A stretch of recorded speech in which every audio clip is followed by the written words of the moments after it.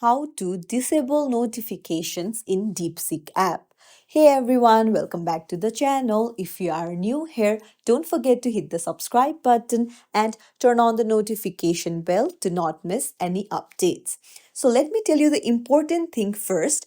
DeepSeek does not give you any notifications at all. So there is no option to disable notifications.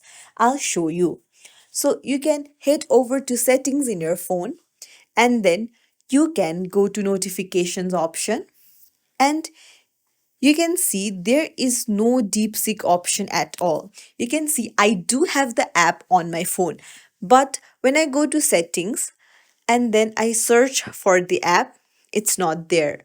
So I scroll down, go to apps, and then search for DeepSeek. Then you can see there is no notifications option available. So that's it. If you found this tutorial helpful, don't forget to like the video and subscribe to our channel for more tips and tricks. Thank you for watching.